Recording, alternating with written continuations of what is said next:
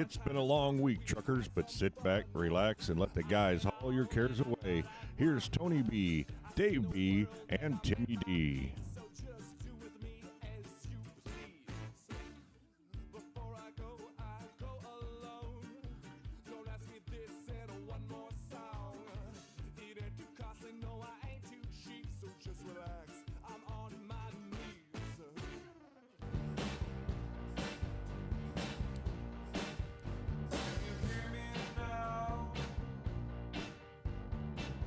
Welcome to the Ship's Gonna Happen podcast, episode number 83. My name is Tony B. Alongside me, as usual, my sidekick and partner in crime, David B. Timmy D's running late this morning. Hopefully he'll show up in the studio and he'll slide right in. Today we have a special guest in the studio, registered nurse Tracee B. She will tell us about driver's stress tests for cardiac clearance and how they go about that. Topic 2 is a shopping season outlook. And we'll get into some statistics and numbers in that arena, and maybe you need to do your Christmas shopping now. Ship's Gonna Happen, purely news-driven and does not express the views of any transportation provider or any business entity that uses a transportation provider. David, why do we do this thing? Transportainment. Boom, that's right, transportainment. You can catch us on all the platforms. Just Google our name in the search engine or whatever search engine you use. You can catch us on Rumble, Spotify, YouTube, Google Podcasts, Amazon, iHeartRadio, Stitcher, and our home website, www.ShipsGonnaHappen.com. David B., happy Saturday morning, brother. Good morning, Tony B. Hope you're doing well. It is a beautiful Saturday morning, a nice crisp fall morning, and it's just good football weather, and nice to have this kind of weather. I like this. I know, Tony B., you're a hot weather guy, but I'd much rather have this. Yeah, you like this. Weather. This is your weather, man. This is my sweatshirt football weather stuff. This show, along with all of our other shows, brought to you by The Great Divide, 743 East New York Street, downtown Indianapolis. Great place to go after Ship's Gonna Happen week. Great place to go and kind of catch a good meal and wind. Here's some good music. Tracee B., you were there last night. How was that meal? That was pretty awesome. It was. That was fabulous. We had a nice prime rib meal. Got to hear David Meek on the piano. They are our big sponsor for our show, and we'd like to thank them for everything that they do.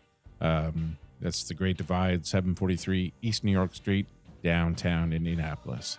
Tony B., you doing all right today, I'm buddy? doing good, man. I'm happy to see you. You and I were there Thursday, and it's just such a great place, right? Yeah. You can... Francois stopped by again, and he's going to be on the show again. You got him coming back on. November the 19th. He's going to bring his movie producer with him. Yeah. And it'll be a good show. And Tracee and I were there last night for dinner, for our anniversary dinner, and it was really good. Timmy D was there. Going to use him on this little kind of go. And he was, he was in the other room with his beautiful fiance, Lindsay, and I was going to have him help me with this one to talk about how good it was and stuff. And yeah, it was packed in there last night. The place was packed. But you and Tracee were there last night because you were celebrating 28 today, actually. So. Yeah, congratulations. Thank you. People don't realize, like we grew up, our generation grew up with a lot of, my parents divorced. I think your parents did not, right? Did your parents, Tracee? No, my parents were married. Well, there's a lot of that, right? And so the man and I have been married 26 years. 26 coming up in November 14th. Or wait, I'm sorry, December 14th. What year? Don't let your wife hear that. Was it 90s? Oh, David B. So it's too early in the show to be doing this to me. Is it 96? No, that's when Jake was born. So much pressure. Yeah, it's pressure. It's 28. So 94 was 28. So we were 94. So we're 96. Yeah, had to be 96. Yeah, that's probably right. That's probably right. It's got to be right, man. It doesn't matter to no one else. What's a date? She doesn't listen to the show anyway, so it doesn't matter. Well, that's good. You'll be in trouble. Yeah, I know. But congratulations, you two, because you guys it's unique because I met my wife in college. You guys actually go like back to when you were high school youngins, I right? was 15 when I met him the first time. 1987. We met in the summer of 86, just briefly. We started, our very first date was my junior prom. Our very first big date was my junior prom. Junior in high school? Mm-hmm. Yeah, I wasn't allowed to date until I was 16. So. Really? Right. No kidding. No kidding. We were both super skinny. We were both whatever. So tall and skinny. And you can catch David B. You refreshed my memory of this on Thursday.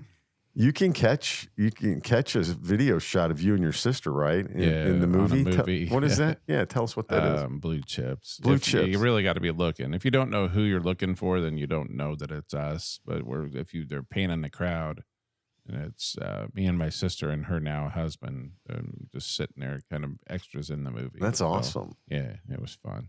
Yeah. What year was that? Was that movie Blue Chips? That's a great question. I want to say 89-ish, 90 probably. That's kind of cool. So, I didn't know that was filmed here. Skinny. I think my hair weighed more than I did. Yeah, probably. Yeah, I had more hair, parted it down the middle. Tall and feathered. Yeah. But stupid. I hope no picture ever surfaces. Oh, somebody Tracee, you need to help us with that. You could probably pull some out for us when we can post that on the site. No. Here was David when he was 18, right, 17. But no, congratulations, guys, because that's huge, man. 28 years is a long time to be married. You got a successful family. Kids are good. Kids are great. After the congratulations. After the show today, we're going to go pick up one of the three, and we're going to do like a little fall color drive or something. So where are you guys going to go? Do you know? Like McCormick's Creek State Probably, Park. Oh, wow. Southern. Yeah, we can't go north. God forbid. Oh, yeah. Well, it's not as interesting. North. I mean, visually. Well, I tell you what, David and I've talked about this before. I grew up in Illinois, right, in Chicago area. Born in Kentucky. Indiana's a pretty state. When you get off like the main drags, even northern Illinois northern Indiana can be pretty. Like when I tell David, one of the greatest drives I ever had in my life, two of them. One was from Terre Haute to Bloomington. Absolutely beautiful drive. And then the other one was, and I still remember that drive to this day. And the other one, I still remember this one, is going from like Lebanon to Lafayette or Lafayette to Williamsport. Yeah. Like, I think that's what I meant is Williams, because I left Lafayette. It's the west side of the state. Oh my God. Yeah, that's beautiful. Yeah. Absolutely beautiful. That is pretty. So, but you wouldn't know it if you were just going to Florida, right? You and I have had this talk before. It's amazing the terrain change just going from Indiana to Illinois. You're like, did we just go into an alternate universe or whatever? Because when Tracee and I did that Jeep drive to, was it Paris? Illinois? Casey, yeah. Casey. Yes. It's pronounced It's Casey. It's Casey. That's what they say. Yeah, that's all right. Yeah, whatever. Well, but I would think it would be Casey, right? Not Casey. I mean, just almost the moment you cross the state line, you're like, wow, what happened? I know. Not in a bad way. Not in a bad way. It's just like, this is weird. Like, where is everything? There is that Illinois drive I want to do, like the very western side of Illinois, to take the state line down. Like it doesn't hug the Mississippi? Yeah. I'd like to do that drive. That's a different terrain. So Illinois is a lot like, because I went to Southern Illinois University, and it's really in the southern part of the state, probably like 40 miles left in the state before you get to Kentucky. Right. But it's pretty down there too. So, but yeah, that's fun going out and doing that stuff. I admire you guys because David says you guys do that quite a bit. So we didn't do it this year, but we had a lot of drives this year, but just a couple. So, but yeah, something to do. I mean, it doesn't take a lot to excite us for our 28th wedding anniversary. Yeah, but you're still 5 o'clock anyway. So, but you're still doing the things though that you need to do. I mean, that's Ann and I sometimes it's like I felt bad the other day. She took Piper for a walk and I didn't go, and I had yard stuff to do, and you just I don't know. Think like I probably should have took that walk. Screw the yard shit, Oh yeah. So, but anyway, I wanted to thank Tim too for he bought a few rounds of drinks last night and stuff, which is very nice. Didn't need to do that, but it was awesome to have. I was hoping to have him here today to say thanks and all that stuff too. And it was legit packed in there. I bet. Yeah. They were almost turning people away at the door. I keep sticking my head out the podcast window to see if I see him, but usually he'll come storming up, but right. Hopefully he'll show up. But So anyway. Yeah. So Tracee, you are a registered nurse, and you work somewhat. You do other stuff in the nursing field, but you do. Explain to us how drivers would come into play in your world. Okay, well, I do stress testing, and they come to me after, I assume, after they've had their physical and they've been told that they need cardiac clearance. Okay. A lot of them already know they need it because they've had heart issues, heart attacks, open heart surgery, that type of thing. So they come to me.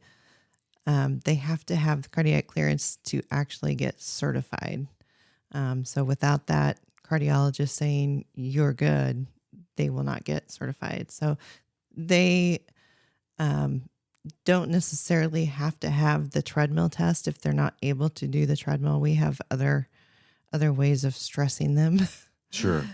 Medications and such. Oh, really? Yeah. We have several different kinds of stress tests. So how long does that process take so a driver says, hey, you got to go do the cardiac stress. And then what all does it encompass? And then how long does it take a driver to get through that? I mean, they just need to find somewhere to have the test done, which they can get into us pretty quickly. We usually have, openings.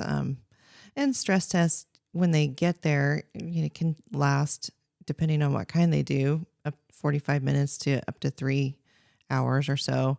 And then they're usually cleared. The doctor will have written them, and then they have to fill out a form within that week. But I don't recommend, what I see a lot is drivers wait till 2 to 3 weeks before their certification expires, and then they show up, and then they're not so happy when the cardiologist does not clear them, either due to blood pressure or they flunked their stress test somehow. Yeah. So they're stressed to get to the stress test. Yes. So that's not helping them. Yeah. We've had a few that show up literally a week before their certification expires. Like, I have to get this turned in. So if you could tell, don't do that. Yeah. Okay. Yeah. That's a good thing. So hear from Nurse Tracee. If you're a driver out there, don't wait to the last minute to get that certified. Right. I would recommend doing it at least 2 to 3 months before your certification expires, in case you need further evaluation. Like if you have to get stents, or, God forbid, you need open heart surgery, something like that. So have you had anybody ever pass out on you on one of these tests or anything like that? Yes, but not for CDL.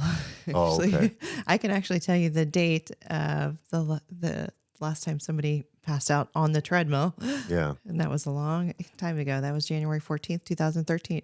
Were they okay?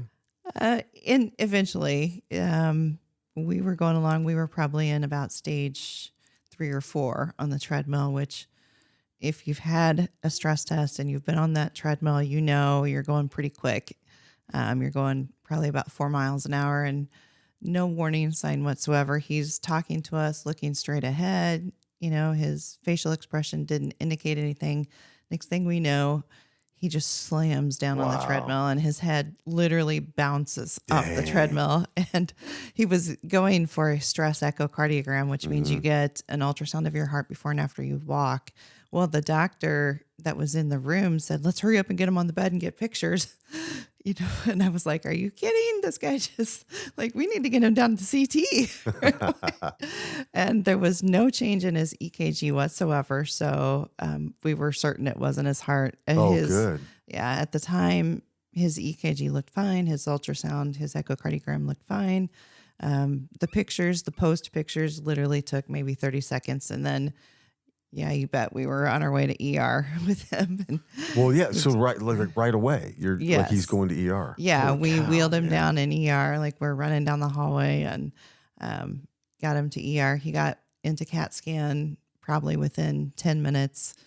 That actually looked normal, thankfully, but he was admitted to the hospital for probably about a week. He woke up and he was extremely confused for 3 or 4 days. And wow, I bet.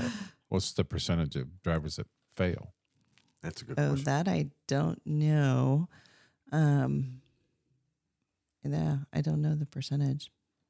So you don't give the pass fail, or you? No, that's the cardiologist's job to do that. I do know, most truckers out there probably know this, that the biggest health concerns, especially when it comes to the heart, they're facing hypertension,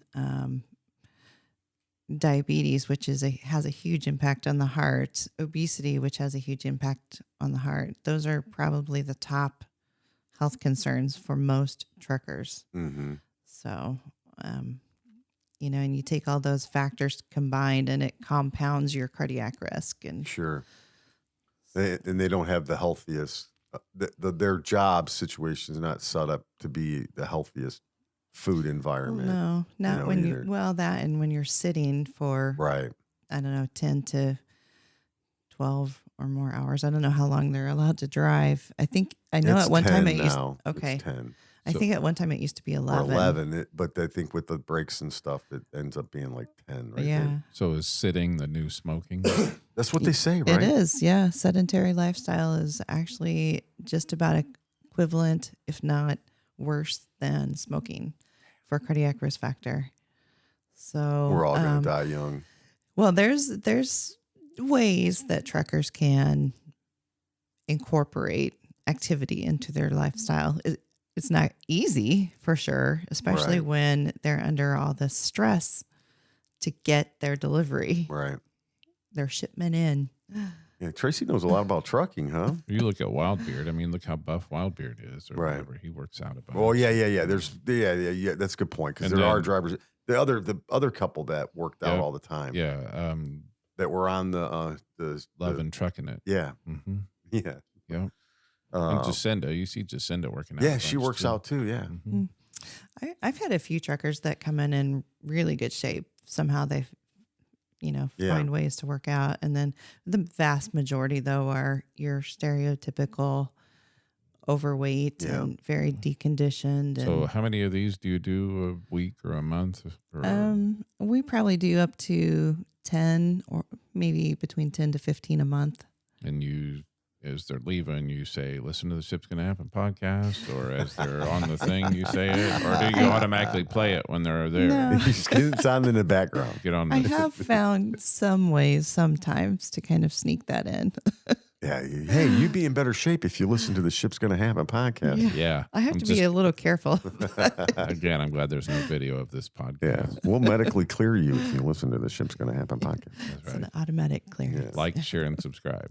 But that, there you go. Say that again because we fail at never that. say I it. never say Never it. say Yeah, it. it's horrible. It's just you get to talking. And so Tracy, give us a little bit of background on how you got to where you're at today. Where'd you grow up? Where'd you go to school? What's all your years of nursing? Well, I grew up in the little town of Thorntown. Thorntown, about 1,100 people. Yeah. No stoplight.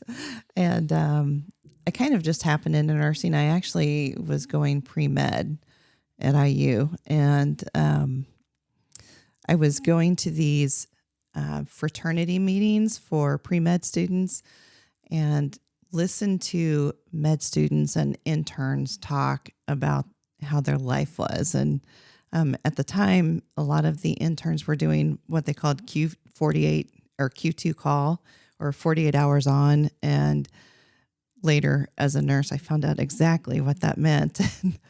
And a lot of them talked about how their life was just on hold until they were in their 30s.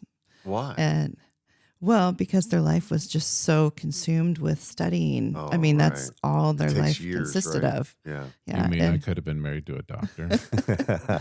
I thought David B said, man, I got to find a nurse to marry. Yeah, I'm going to need a nurse. That's a good marriage, to find a nurse. Right. I just decided I wanted a little bit more hands-on personal contact. I mean, I knew I probably could have followed through with that, but I decided to change and I completely switched over to nursing. And I mean, I'm glad I did almost 30 years later. You ever think about going back though? You ever have the ambition to go back and do anything different or? Well, briefly I did, but then I had kids and you know, life kind of takes over. You have your master's degree. I do. I have my master's in nursing education. So that's awesome. Not a nurse practitioner, but that's what a lot of people just care about. Are you an NP? So how long would it take you to do that? It would only take me about 18 months to get my NP. So do you not want to do it? At this point in my life, probably not.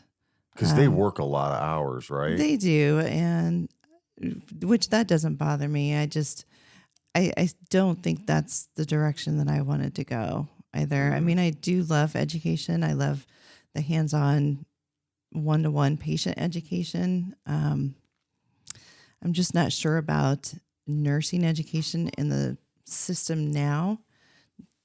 Yeah. So, well, that's sometimes when my doctor can't see me, they'll ask me if I want to see the nurse practitioner, and she's awesome. I love the nurse practitioners. Yeah. I think I've had more luck with nurse practitioners diagnosing things and finding things than I have doctors. Yeah. Honestly. That's cool. So, and they spend more time with you. They ask more questions. Yeah. That maybe because they have more time, but I think a lot of it has to do with the one-on-one bedside experience that they've had. Right. So pick up where you left off with your IU, your pre-med, and then what happened? I switched over to nursing.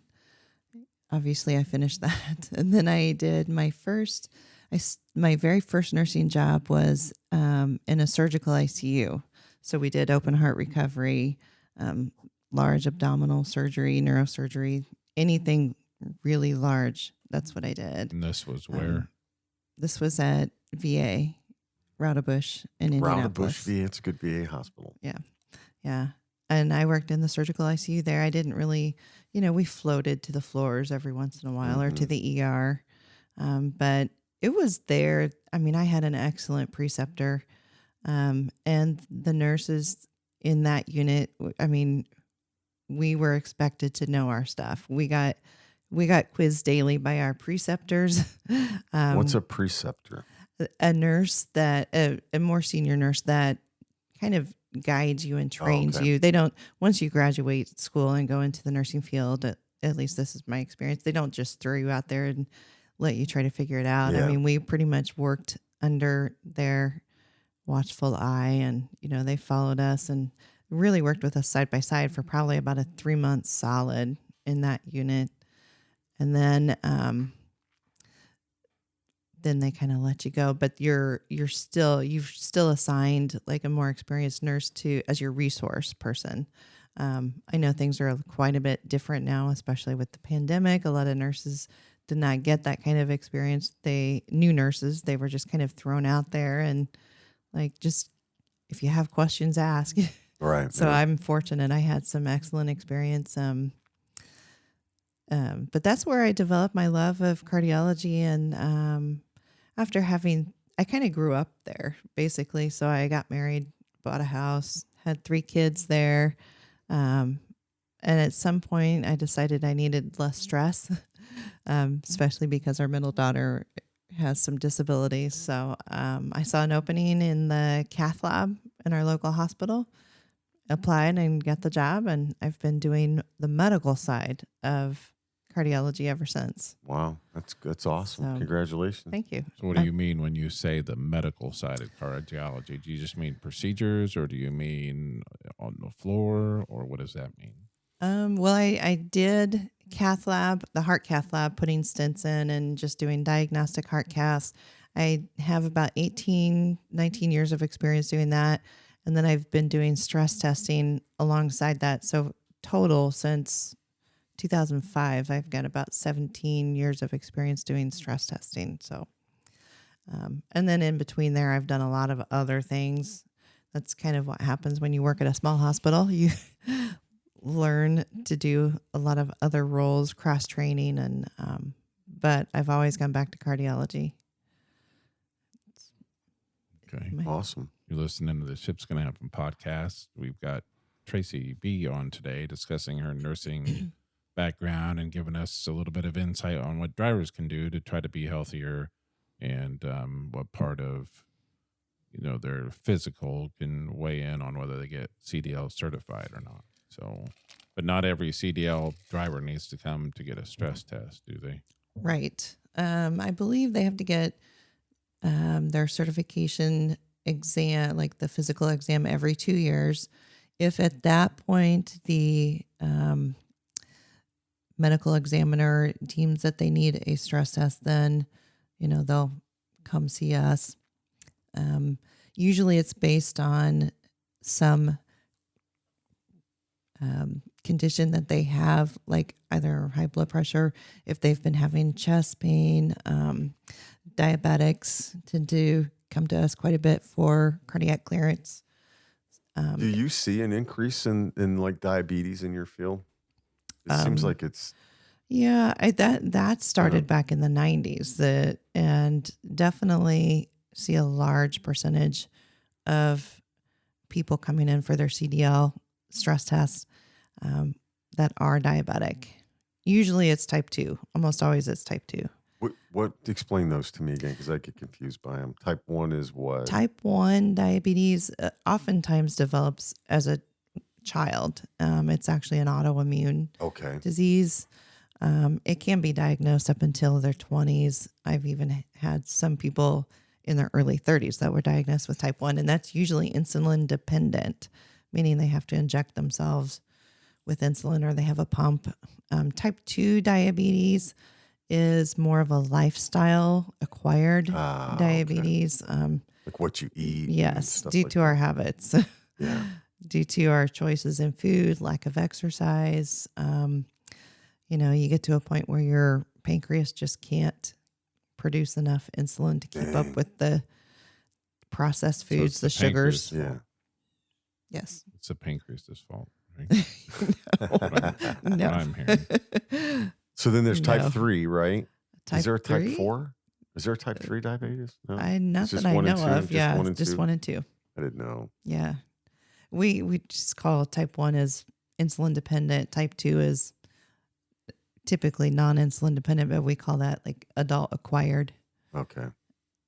Is any of that is type 2 hereditary at all or no? Well, yeah, it definitely can be. If it's in your family, you probably genetically have a tendency to develop that further. So those people that know they have that in their family need to be extra vigilant about their lifestyle, what they eat and drink.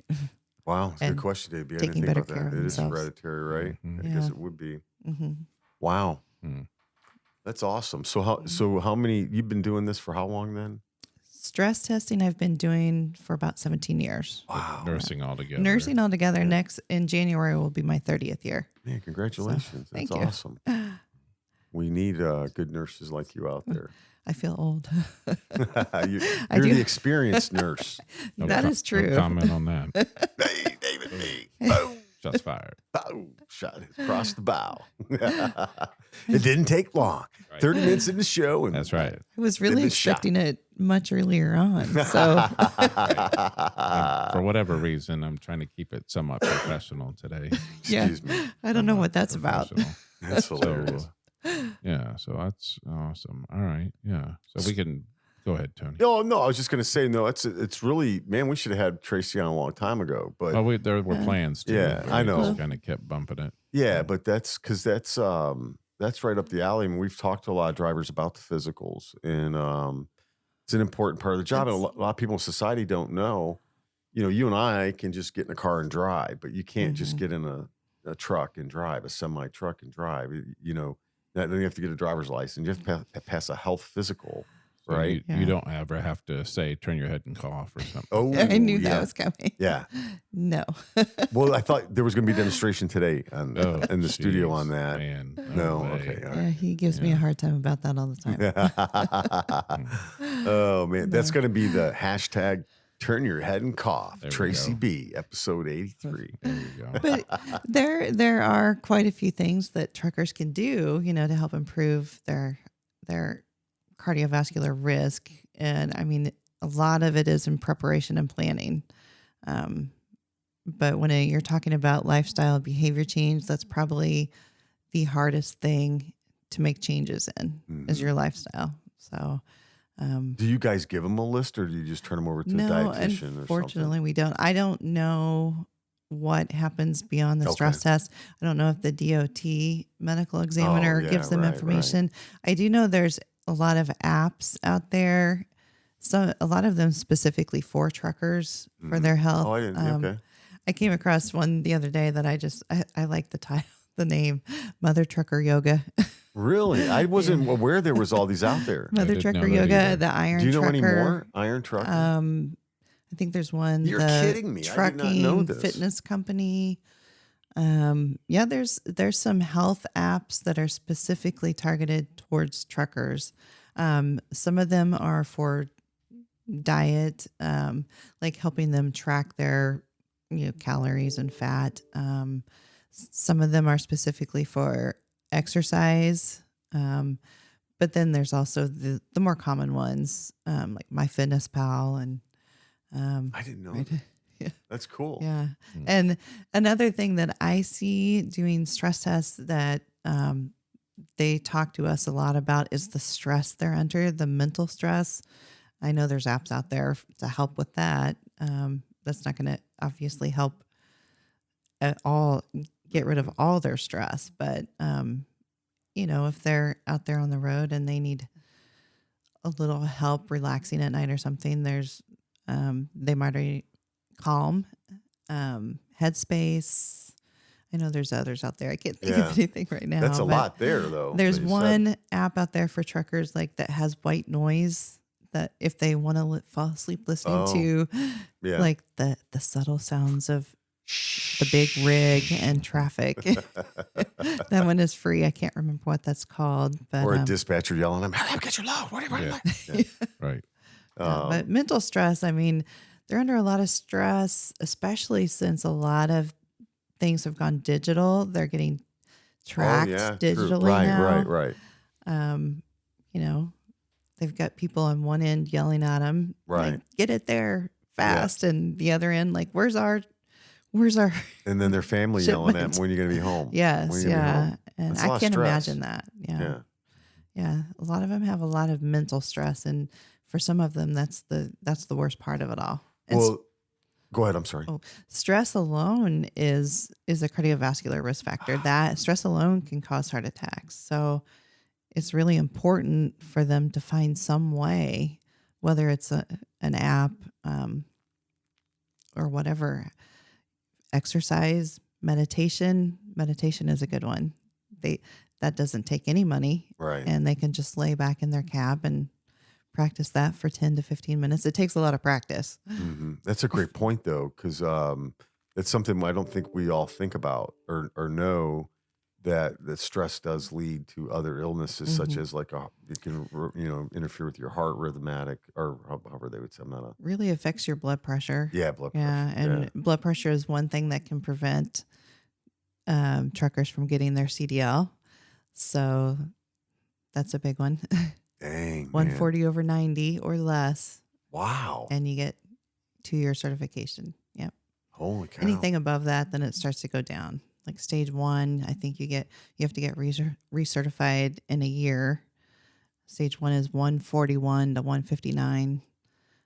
Stage 2, 160 to 179, you get 3 months before you have to get seen again. So will they let them go in or they won't until they get it under? Or you're saying they said, okay, this is your score, but in 3 months you got to come back? If your blood pressure is stage 2 hypertension, that 161 to 179, you can drive for 3 months. And in that 3 months, you better get in to see your doctor, get on blood pressure medicines. That's one reason it's so important to be compliant with your medications. Mm-hmm. You want to stay under that blood pressure. If it's 180 over 110 or over, that automatically disqualifies you. So you're not, there's no months, nothing. Right. Yeah, you're not getting in the cab. You're a risk to have a heart attack. Yep. Dang.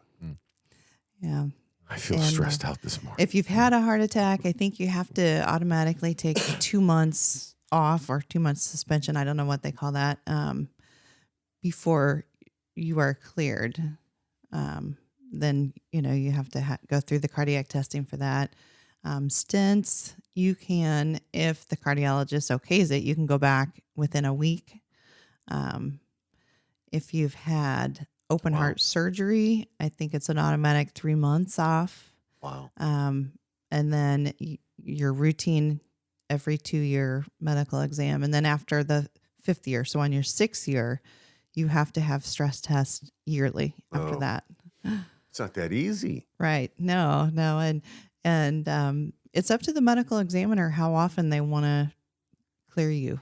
Even though it's every 2 years, they can say, your risk factors are just too much. You're, 100 pounds overweight. Your blood pressure's too high. You're diabetic. You need to have that stress test every year. Yeah. Wow.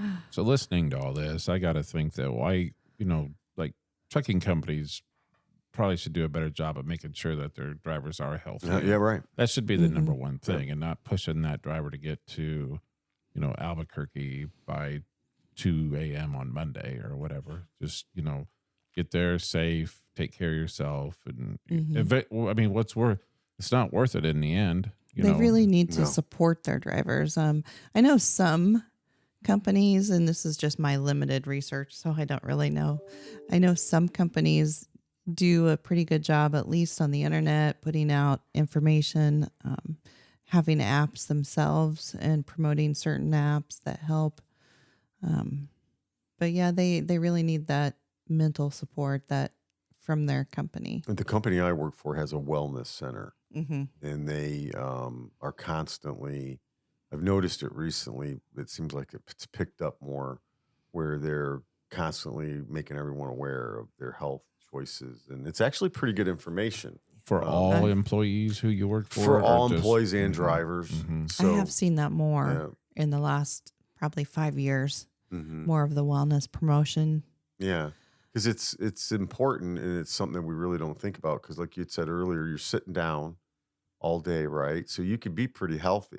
Because in my job, I'm not sitting down constantly. I get up and have to move around, and I get in and out of a car too. But I'm mobile, so a driver's not getting in and out that much. So right. And then there's things they can do when they pull up into a rest stop. I know a lot of rest stops have little trails they can walk. Oh yeah. It's really important. They're sitting for a long time, and you can develop something called venous stasis, where the blood just pools in the lower legs. What's it called? Venous stasis. Venous stasis. Meaning the blood just kind of sits in your lower legs and your feet and doesn't really. Blood clot?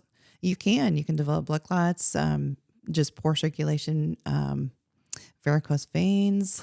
Scare me. I'm gonna have to get a medical evaluation after this podcast show. It's really important, they can take laps. Some truckers are buying foldable bicycles that they keep in their cab. Yeah, right. Because you can put it right behind your tractor. Yeah, you can take. I think, somebody we know does that. Jorge Navarro. Jorge, yeah. Yeah, I've seen that Who's trend. had some battles, right? With health. If you have a safe way to store some dumbbells, kettlebell, that's an awesome. And they do. Yeah. Right? There's plenty of places for them to do resistance bands, that's a good one for people. That's an easy one to do. Yeah, right. Just put it on a tree, right? Or whatever, and do it. Yeah. There's a jump rope. There's a lot of ways, but it's really important after you've been sitting that long to get up and move. Don't use that rest. Don't use it just to eat. Right. Get up and move. Every minute counts of moving. If you only have 10 minutes to take that walk, do it. You need to move, get that blood flowing. That's probably where Timmy D right now is on a jog. Probably is. Yeah. Probably that mile and a half jog. You're listening to the Ship's Gonna Happen podcast. We got Tracee B on with us today discussing nursing and driver health and driver health. So that's good stuff. That's because there's stuff there that you just don't think about. Yeah, and then not cardiac related, but then there's the wear and tear on the spine too. Yeah, right. Oh yeah, because you're like like doing some weight resistance, that'll help. I kind of think I'm almost in the age where I need that knob on my steering wheel. Yeah, So the old man knob. When I'm on the forklift on the dock, the forklift's hat, and that's the only thing I use. Isn't that great? Yeah, I need one on my steering wheel. What is the benefit of the knob? You just don't have to move. it's just like an easy. It's just easy turn this and that. I agree with you. Yeah. I've thought about having it on my vehicle steering wheel too. And I'd like to go back to like the high beams being on the floorboard of the car. Click, click, click, click. I love that. That was That's cool. That was your left foot. Left foot, yeah. All the way up. Would you go back to that, or do you like that on the column? Yeah. I think the first 3 or 4 vehicles I owned had those. Mine did too. Yeah, I loved it. Trying to remember the last vehicle I had that had that probably was, they probably switched that in the 90s, right? Kind of 80s or 90s. I think Yeah. it must have been in the 80s. Was it in the 80s? Yeah, It might have been. Probably. Yeah, because my car was from the 70s. That's Mm-hmm. awesome, man. Tracee, thank you for that stuff. That's welcome. great stuff, and thank you for setting us straight here medically on that stuff, because it's something that, I mean, everybody's like, where's my shipment? Where's my shipment? Hey, why is the industry, struggling with drivers? But you just can't jump in a tractor and trailer and do that. There's a lot of regulations from the DOT. And again, sitting here and listen to that, and why I don't want to keep pushing Walmart is the Cadillac. But I mean, that's just, I mean, if it is what it is.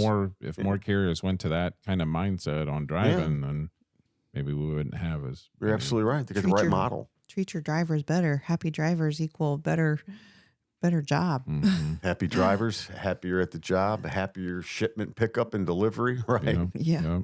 And happier world, happy customers. Yeah. So but instead of road rage, just, you know what, we'll get it there when we get it there. Right. I don't know. All right, Tracee, thank you. And you're gonna stick around, obviously, and I've got a topic here. If you guys want to get into that, and then we can get into I'd probably have something too, maybe. I don't know. Okay, yeah. So we'll get into topic 2, which is kind of the holiday shopping season here. And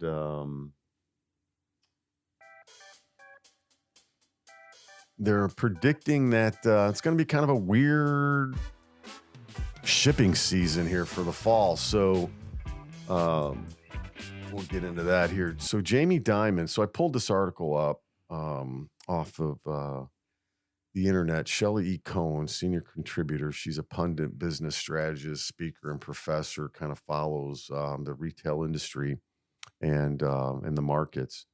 So she had been following what Jamie Dimon is for. I didn't really know who he was, but he's the former CEO of JP Morgan. Okay. So he does a lot of forecasting and analyzing. And they're saying that retail sales remain flat from August, September. So that gives them some alarms that people aren't really buying. But overall, the department stores are up 1.3%, which they've traditionally been going down. And then discount stores are up 0.06. Non-apparel accessories are 0.05.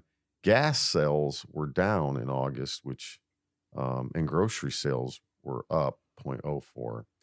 Demand remains, according to Mr. Dimon, demand remains steady month over month despite higher prices and higher interest rates, though they're kind of suggesting that it's a mixed bag of goods there.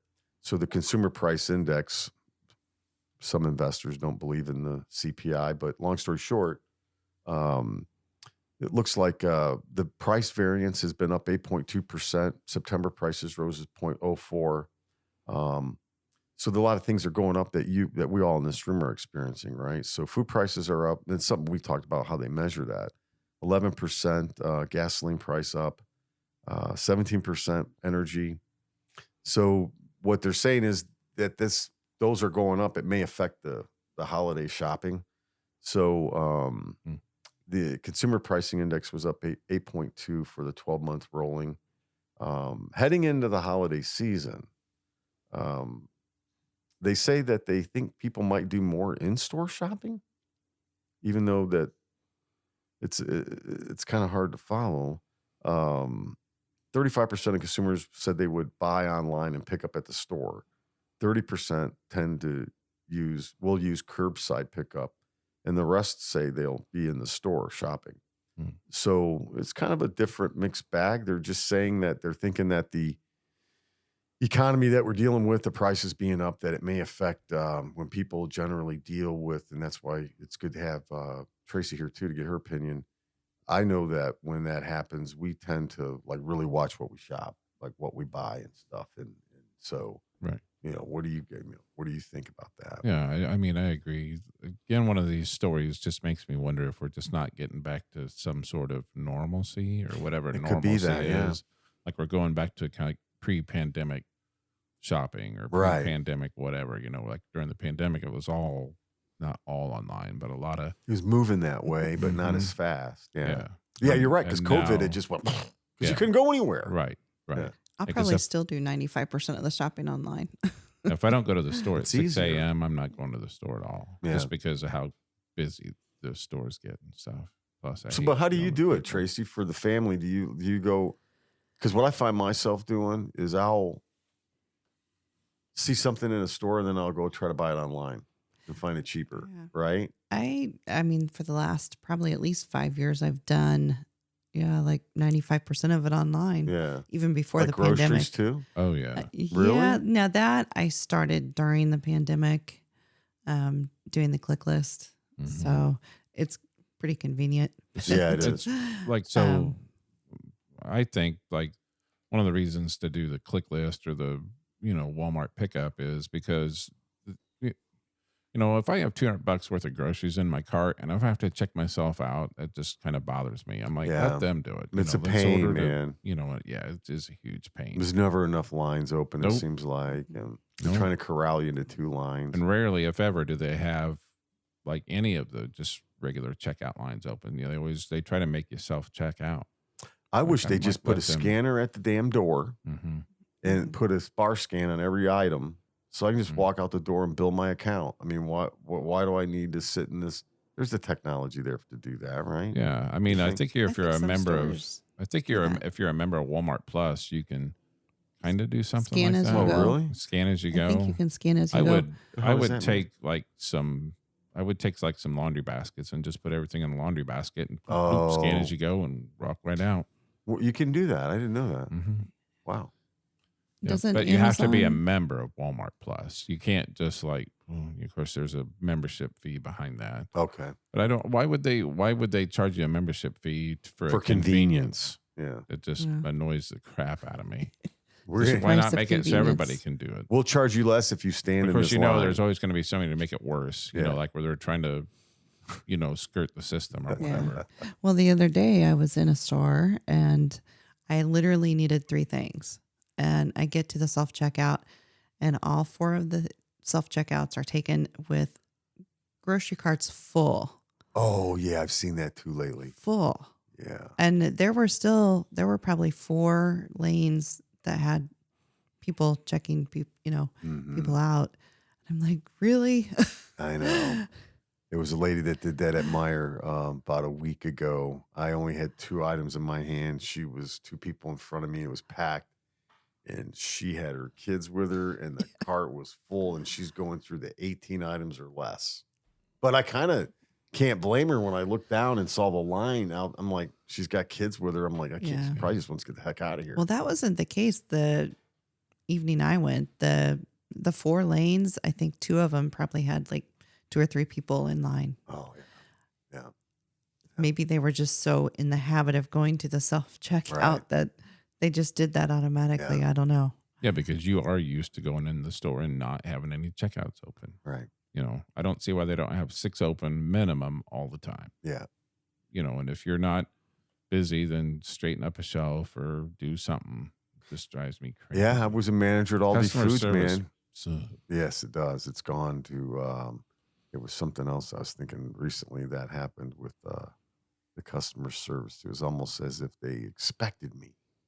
It was just like, what, but you're providing a service, right? And, but you expect it. How long ago was it when you were at Aldi? You weren't there very long. Oh, were no, you? right after college, only there for about a year and 3 months. But yeah, that's what you had to do. I mean, if you didn't do it, you didn't survive at the store. You had to stock stuff when there was no time in between.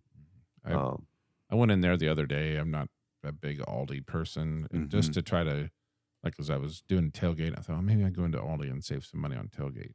Just the layout of the store kind of weirded me out. I'm like, It is a little different, but It's I odd. love Aldi. yeah, I mean, They got good stuff though, David. They do. You would be Most of the stuff there's made by I know for a fact by the prime, like the green beans and their canned corn and stuff is that's Del Monte making where that corn's gonna end up. Yeah. Thanks. But their fruit is usually, I can attest to this. Their fruit is delivered to them fresh. It's not like they get the greenest bananas they can get. And I, as a store manager, I had the authority to deny the truck if the fruit wasn't good enough. They were like encouraging me to test the fruit out and stuff. Yeah. Was this in Illinois or was this? This is Indiana. It was my first. What got me to Indiana out of college is Aldi hired me. But thanks to Aldi, or we wouldn't know each other today. And it was a good company. They are a very, very well ran organization. They are some of the toughest negotiators on the purchasing end that you will find in the grocery industry. Are you like me? And if somebody puts an S on the end of Aldi or Kroger, does that annoy the hell out of you? Because it sure does me. Yeah. You only go into one. Yeah. And it's not. I know. It's anyway. But in Germany, Aldi's like a Meijer or a Walmart to them. I don't know if you knew that or not, but it did. Yeah. Didn't it originate in Germany? Yeah, it did. Yeah. Still owned, I think, by German family. Did you see Kroger was going to buy? It's in the news this morning, like the next biggest grocery chain. They're huge. Kroger's already like the second or third largest. Kroger's going to. Is it Albertsons? Oh, Albertsons is huge on the West Coast. Maybe, I don't remember. Albertsons and Safeway, I think, were on the West Coast. Albertsons would be like a Kroger, exactly like a Kroger. Right. It's a good store. You mean Kroger or Albertsons or both? Or both. I like Kroger. The Albertsons is like a Kroger on the Kroger West Coast. Too. Again, it's one of those spots where it takes me longer to get out than what it did to get what I need. It just annoys me. Yeah. And they're terrible about having registers open also. I know. There's a Kroger not too far from here, and we go to it occasionally. Hope everybody hasn't clicked off the show. Oh yeah, it's like this show ended as soon as I said Ship's Gonna Happen. Episode 83. Click. Yeah. They're on 83, guys. Turn it off. Yeah. They made it to 83. You believe that? And they were talking about Aldi and Kroger. Yeah. The topic was the economy and Christmas shopping, and somehow these morons have gotten to the topic of shopping at Kroger. Yeah. Exactly. But that's good stuff, though. But anyway, so so it looks like it'll be interesting to track it because the reason I brought it up is it seems to be that you got one faction of people, and I don't think I'm not addressing it in any other way other than just people. You have one faction of people that think this economy is spiraling out of control into the ground, and then you got a sector that thinks it's not. And then when you look at it, it's hard to see if it is, right? So, I mean, it's right. I guess it ends up being a good conversation piece for the Ship's Gonna Happen because just make people aware. Because probably it's true if you probably need to do your Christmas shopping early. Because if you haven't already. Yeah. Mm-hmm. I mean, that'd be the one thing we would tell you. Right. You want to get into some random thoughts? Yeah, I'm not. I'll have to pull one out of my backside because I didn't come prepared. Got some. Where'd this come from? I got some new stuff downloaded. This is some I forgot what they called it. Battle of the Champions is the name of it. But anyways, random thoughts from David. So when we were at the Great Divide last night for anniversary dinner, Tim had, that's why I was hoping Tim would be here today. He had an excellent left-hander versus right-hander thing that he was talking about, but I was not listening. I was listening, but he would done much better job at talking about it than I would. I don't really have college football today. We had our best tailgate ever last Saturday. Yeah, you said you enjoyed it. It was so much fun. Yep. There's a lot of people that showed up. A lot of past football players that came by. Did Mac Daddy show up? He did. Nice. He did. Yeah. Him and he brought a group with him. And they're drinkers. I can't keep up with that group. They're two youngins. They're youngins. Yeah. They have hollow legs, and I don't. Well, they forget that. I think that generation, when you're that young, I worked at a sports bar when I was in college, and we used to, tear it down, right? Drinking. And then the owner would always say, "It's going to stock it back up, boys. It'll be stocked back up." And you're like, right. You can't drink at all. I never did at that age. I wasn't into my mid 30s until I did. Really?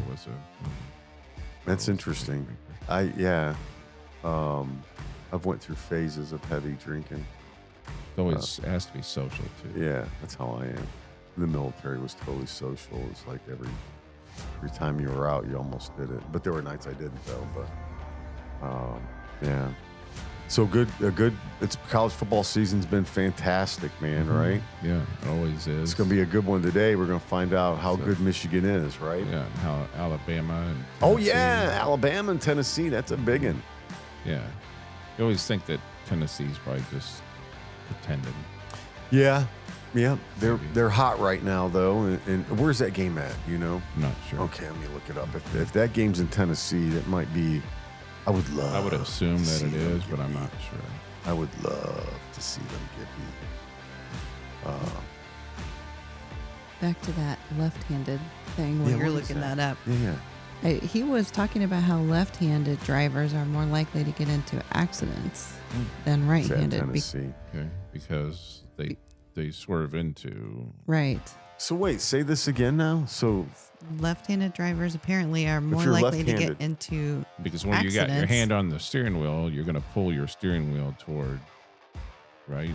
Like if you're right-handed and you've got your right hand on the wheel, you're going to pull out of traffic.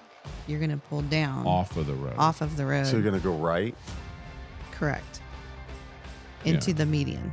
or right? or the side, The off side. of the road. Right. If you're left-handed, you're more likely to have your left hand on the road, and you're more likely to pull down to the left, pulling into traffic. I never thought of that. I didn't either. Our oldest, is left-handed, so Yeah. Tim comes up with some good stuff. Yeah, he does. Yeah, it was Left-handed good. drivers. And his presentation was awesome yesterday. I thought, well, that's good random thoughts for tomorrow. And I can't believe you didn't remember that. Well, you wonder what what Francois told us about. Have you ever met Francois? no. Francois was telling us about how why France drives on the right-hand side versus England. oh, It's because they essentially didn't want to drive like England. Was the whole reason, and they just didn't want to be like England. Right? I didn't know that. Yeah, I didn't either. I just assumed they were on the left side of the road as well. Yeah, well, no, they just didn't want to be like England. They wanted to be the opposite of England, right? So, which is unique. And so France drives the same side we do. yeah, right. Which I didn't really know, because some Europe does. Some I want to say, I think Japan does the same side as us, but I think a lot of countries don't. Canada drives in the back seat. I'm kidding. Canada drives on the same side, right? As us. Yeah, as us. But No. go ahead. It was really weird being in the UK Oh and yeah, you guys- being on the left side. You're just waiting for that head-on collision or something. But But the steering wheel was on the left side too, right? Did you guys drive? I did not go. Tracy. no, and I did not drive. Did you not want to, or just never the I opportunity? just didn't have the opportunity. I mean, But your daughter drives, right? Because she's there. She doesn't drive? she does not drive. Never Okay. has. Never has. Wow. No. Because they have some unique things over there that I've discovered. Because I worked at UPS, and UPS does a lot of safety study stuff. Mm-hmm. And when I was there, I learned that UPS has to back in everywhere. They don't pull straight in. Right. So, like my company car I had to back in. I couldn't, and they would get mad if you did. They could put a letter in your file for not following safety seriously. So what I found out is the roundabouts all come from England, Yes. right? So they're the big Lloyds of London actuary science study people, right? Yes. So in England, it's illegal to back in certain parts of London, or I'm sorry, pull forward into your driveway. You have to back in. I didn't realize I did that. notice there was a lot of cars that were pulled into driveways like ready to pull out. Yeah, because it's illegal for them. They'll get a ticket. And I didn't know that. Yeah. But going back to that roundabout, so I have a really good friend who's from New England, a couple of friends from New England. They call them rotaries up in New England. That's what they're called? Yes. And so when we were in But the UK, song is Roundabout. Roundabout, I'll be your roundabout. That's a so good when song. we were in the UK, we were in a vehicle with one of my daughter's roommates going to a store to get some things for her. And I'm like, just curious, what do you guys call these? As we were coming up onto what I called a roundabout. Yeah. And he's like, what? Like this? He's like, Yeah. we call them circles. Is that what he said? Yeah. That's So hilarious. apparently they're called circles over there. We made too much. The roundabout. I remember that Chevy Chase movie where they were stuck in the roundabout. European vacation. Yeah, they couldn't go down. By Big Ben. But yeah, that's Yeah. Some of the locals just thought that was really funny. yeah. When's the last Roundabout. time you drove through Carmel? Not that long ago, probably maybe 2 weeks ago. There's like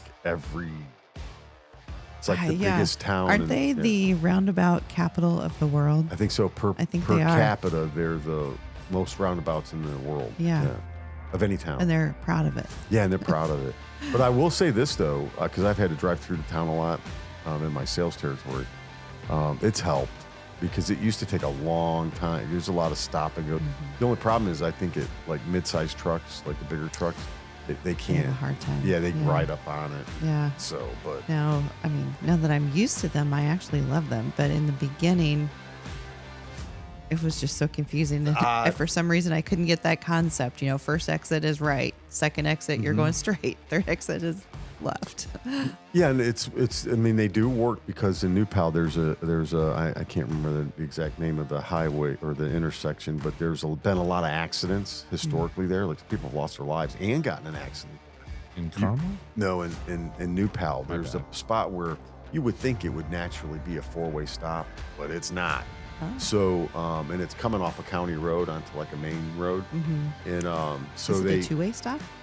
Like it just, it was just stop, yeah, just across the main road for both sides. yeah. And there are a lot of accidents there, and so if they put the spinning red thing on top, like that's going to That do it. doesn't do It didn't anything. do anything. We had a place like that in Boone County as well, where, I mean, after a couple youths lost their life, they Yeah. made it a four-way stop. Right.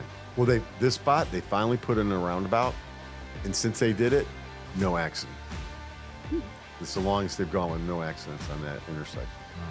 So I'm like, wow, that's Don't pretty you good. think the way people drive anymore, every 5-ish years, they need a good refresher course of, one, mainly don't be distracted while you're driving. I think if you pick up your cell phone, your car engine should shut off. Your phone needs to be computerly linked up to your engine Okay. somehow, and then because the other day what I saw was absolutely silly. The girl had their phone up, and then men do it too. So Yeah. But it's just what I witnessed that day in the roundabout, and she's going through the roundabout. So I thought maybe she was doing maps or something, like because sometimes if you do a roundabout and you're in Google Maps, you might have to go around it again, right? So I thought maybe that was it, but then I was going the same way as she was going. No, it was like slowing down, stopping, hitting the right shoulder.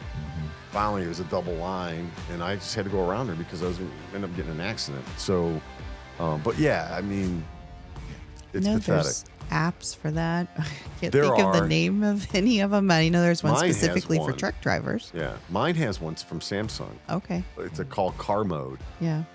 Like it won't let you access stuff, and it turns on automatically. I've never really turned it off, but yeah, it's dangerous, man. It's dangerous, and then just lack of sleep. That's another really, like, being tired is right up there with drunk driving. Oh yeah, So I believe tired driving that. Yeah, I've been there. and sleep Well, me apnea too. contributes to a large part of that for truck drivers. Yeah. So Valdosta, Georgia, as far as I can go. When we go to Florida, and it feels like you're like, I mean, it's almost like probably like a drunk driver in a way. yeah, I drove So- up to Maine a couple of years ago to see was it last year? Maybe I think it or was 2 last years ago. to see my oldest, and it was right about 8 to 9 hours, and I hit that 9-hour mark. I think I'm done. Yeah. We gotta pull over. It's about as far as I can go. I drove from Philadelphia one time straight. It was about 11 or 12 hours. Would you?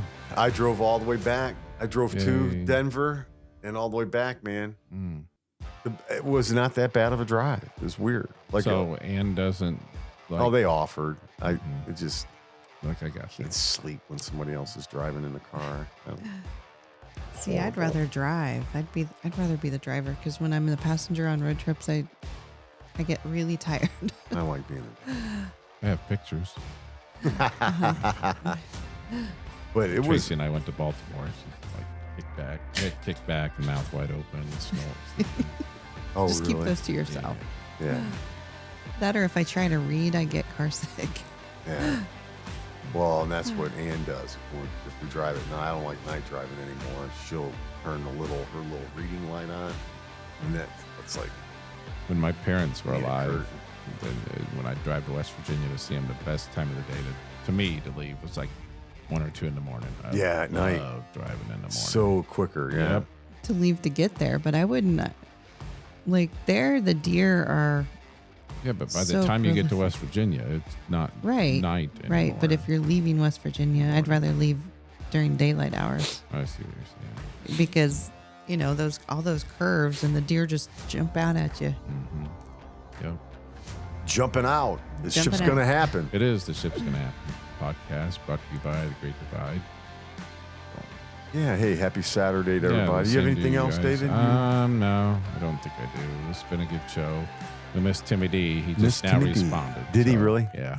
All right. We I missed just him. found my phone. But Tracee, thank you for coming in today. It was you. special having you here, and congratulations on being married for 28 years. Thank you. That's incredible. Mm-hmm. You too, David B. Yay me. Yeah. Congratulations. I bought steaks at Walmart for today. That's our dinner thing. So, yeah, and the Great Divide last night. So Great Divide. Another good meal. Great Divide. Congratulations to David B. and Tracee. 28 years. Woohoo! You're listening to The Ship's Gonna Happen. Davis, call us out. hey, man. it's appreciate everybody listening. Smash that like button. Click subscribe. Become and follow us and share our videos on YouTube or whatever platform you listen to us. We greatly appreciate all of our subscribers and listeners. Everybody have a great weekend. Later.